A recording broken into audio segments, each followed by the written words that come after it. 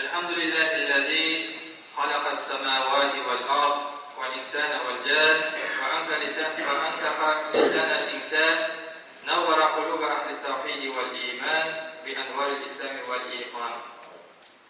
Barcha maqtovdan davlat yer ham ko'klarni, kishilarni ham jinnlarni yo'qdan bor qiluvchi Alloh taolaga tegishli. Alloh taolo kishining tilini suylashu ne'matini berdi. Ham Allohni bir deb tanuvchilarning, ham iymon ahllarining yuraklarini islom hamdliqli inomi bilan nurlantirdi.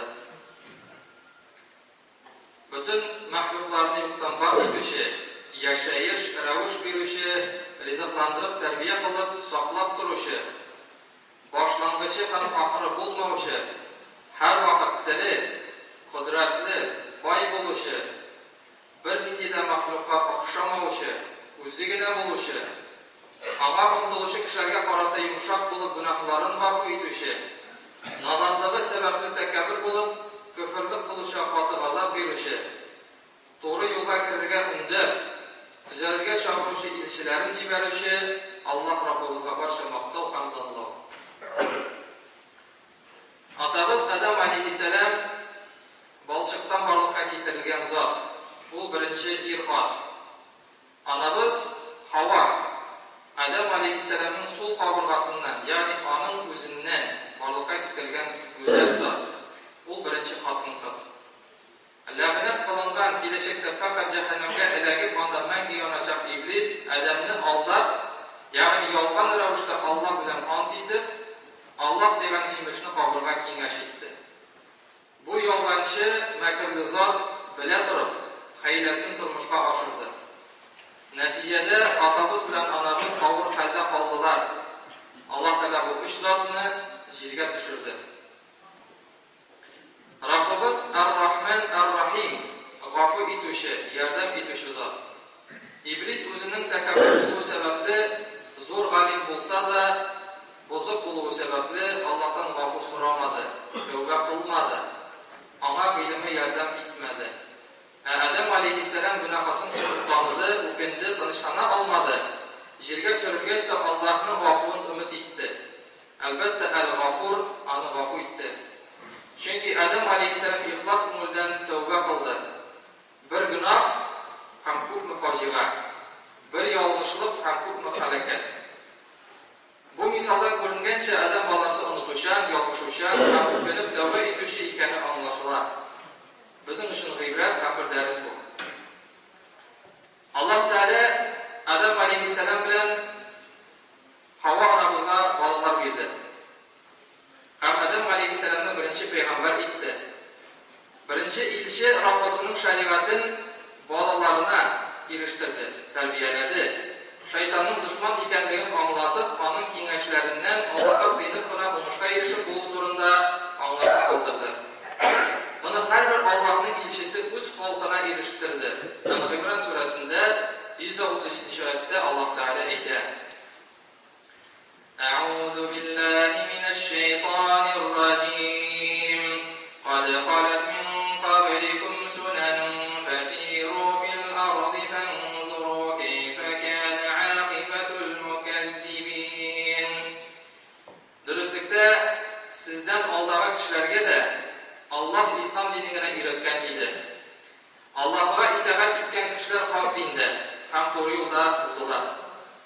Ammo nafsga yoki shaytonga ergan kishilar turli firqalarga qo'shilib, adashuv yo'lida bo'ldilar.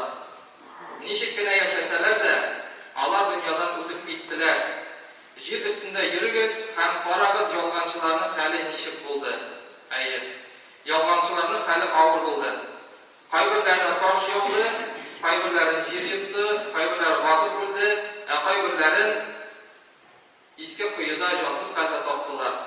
Nechikgina bo'lmasin, birsining de oxiri xayrli bo'lmadi. Payg'ambarimiz Muhammad sallallohu alayhi vasallam bizga o'rnak. Uning turmush yo'li bizning uchun etalon. Ona Qur'on berildi, u bilan Rabbisi bilan yaqindan aralashdi, payg'ambarlar orasidan omona shafaqat qilib berildi. Uning ismini Adam alayhissalom g'arshda ko'rdi.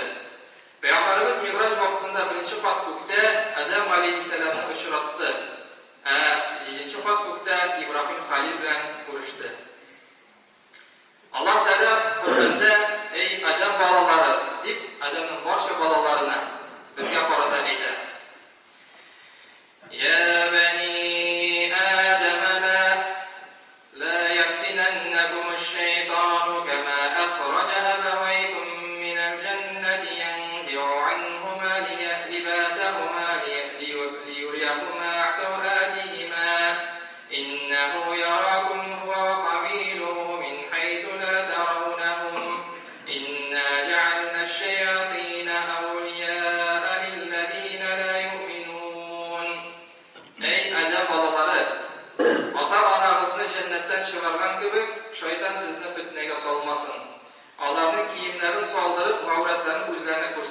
өчен аларны алдады.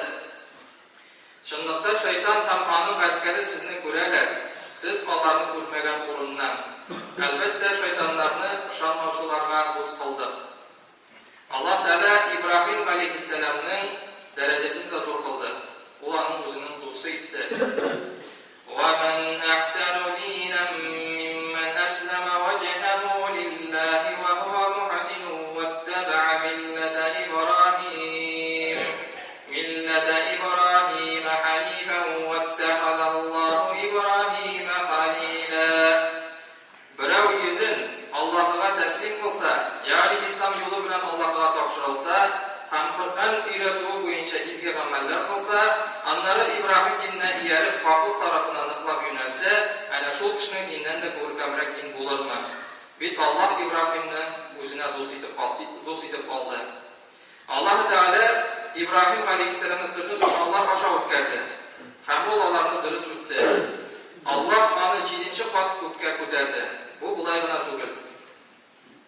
Монда безнең өчен олуг гыйбрәт, дәрес бар. Ибраһим пәйгамбәрнең тормыш юлына күз салсак, örnek bulurday хәлләрне күрербез. Ибраһим алейхиссаламның әтисе Намрод патшаның бик дәрәҗәле вәзирләреннән берсе була. Бабил шәһәре патханасының рәисе булып, путларны үз кулы белән ясап сата. Ләкин Ибраһим алейхиссалам бер кашында путларны ясамады, аларга табынмады, аларны сатмады. Атасын бер алдалыкка кат-кат чакырса да, атасы наданлыгында көчле булды, кабул итмәде. Ибраһим хәлигә хикмәт бирелгән иде. Путларны үзе җимерсә дә, улысын калдырып башка кешеләргә уйланырга урын калдырды. Уйланып төзәлсеннәр өчен ул булай җавап бирде. Бәлки бу эшне ошбу зур путыгыз эшләгәндер. Үзен калдырып кечкенә путларга табынганыгыз өчен, хурланыптыр. Инде ватылган путлардан сорагыз, әгәр сөйләшә торган булса да. Мондый җавапка Намрод патшаның ачуы чыга. Һәм ул тау кадәр ут әзерләтеп аны шунда ыргыттыра. Ләкин ут пәйгамбәрне яндырмады. Аллаһ сакласын, мондый авыр сынаулар безгә килмәсен. Акны ак кара дигәне өчен генә, ягъни хаклыкка чакырганы өчен генә ул утка ыргытылды. Бер мизгелгә уйлап карасак, нәрсә уйлады икән бу кеше? Дөрләп янучы утка ыргытсыннар әле, үзеңне тире килеш. Башка сыймаслык. Ибраһим алейхиссалам динен сатмады. Без бер нәрсәне онытмыйк. Андый уттан хәтерләге мәңгелек җәһәннәм, мәңгелек яндырып торырга әзер. Һәм бер кемнең дә анда керәсе килмәс. Ибраһим алейхиссаламга хатыны Хаҗар белән улы Исмаилне кеше яшәмәгән, су булмаган урынга илеп кую буйрылды. Ул аларны анда калдырып китте. Йөрәге янгандыр инде аның, ул да бит кайгыргандыр ата буларак. Ләкин ул сынау икәнен белә иде. Хаҗар да аңлагандыр. Безгә килсәк, бер хатыны белән күкрәк баласын шулда калдырырга әзер. Бу эшнең ахыры фақат үлем белән генә тамамланырга мөмкин. Ләкин бу сынауны үткән пәйгамбәргә Аллаһ улын нигъмәт бирде. Ул Зәмзәм суы һәм Имин Мәккә шәһәре. Ибраһим алейхиссаламга тагын да авыррак сынау үзенең улын үз куллары белән курбан итү тиеш булды. Бу сынауны сыйфатлап та булмый. Ничек инде үз баланы еллар буе көтеп калган, үстергән баланы курбан итәргә. Ләкин пәйгамбәр аны да үтте. Һәм хәзерге вакытта Сафа Марва арасын бирү, таш ату, Зәмзәм суын эчү, курбан чалу Ибраһим алейхиссалам заманында калган фаш кылу гамәлләре булып тора. Мондый сынауларны үткән пәйгамбәр Расулыбыз Мөхәммәд саллаллаһу алейхи ва саллям өчен улы мисал булып, аның динен ныгыту өчен кирәк иде. Раббыбыз сикли пәйгамбәрбез Мөхәммәд саллаллаһу алейхи ва саллямга буйыра: "Кул иннани һадани рабби иля сиратин мустақимин динан қияман миллата Ибраһим ханифан ва ма кана минал мушрикин." Эй Мөхәммәд, Раббым мине күндерде шын туры юлга, кыямәткә каим булган хак дингә күндерде. Һәм батылдан хак тарафына нык кавышкан Ибраһим милләтенә күндерде. Ул Ибраһим мушрикләрдән булмады. Ягъни Аллаһ һичкемне һич нәрсәне тиңдәш итмәде. Аллаһ Тәгалә башка пәйгамбәрләрдән аерып Ибраһим милләтенә, ягъни аның юлынан баруын үрнәк итеп билгеләде. Muhammed sallallahu aleyhi ve sellem'e ona yerine koştu. ثُمَّ أَوْحَيْنَا إِلَيْكَ أَنِ اتَّبِعْ مِلَّةَ إِبْرَاهِيمَ حَنِيفًا وَمَا كَانَ مِنَ الْمُشْرِكِينَ. Sonra ey Muhammed aleyhisselam, biz sana vahiy kılıp buyurduk. Batıldan hakka kavuşkan İbrahim dininden iyi. Ol İbrahim müşriklerden olmadı ve müşrikler dininde de tübül idi. Şular idi. Alдағы sözlerden çıkıp şuna itesi ki Adam aleyhisselam başka kişilerin atası. Cehennemge hem cennetke yol tutuşlarının bütün isminin de atası.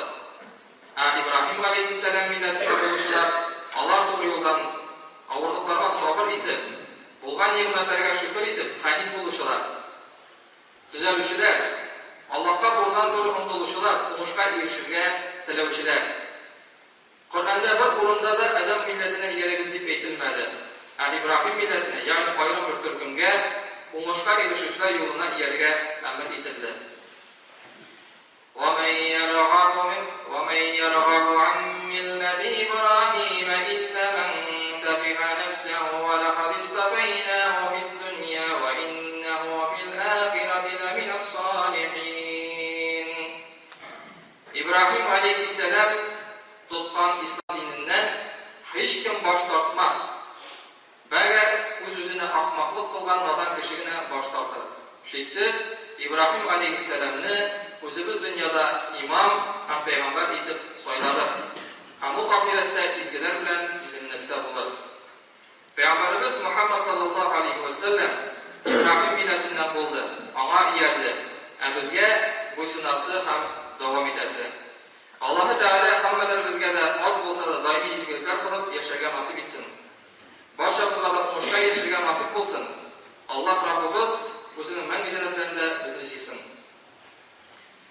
Barakallahu lana ve lakum fil Kur'anil azim ve nefa'na ve iyyakum bil ayati ve zikril hakim.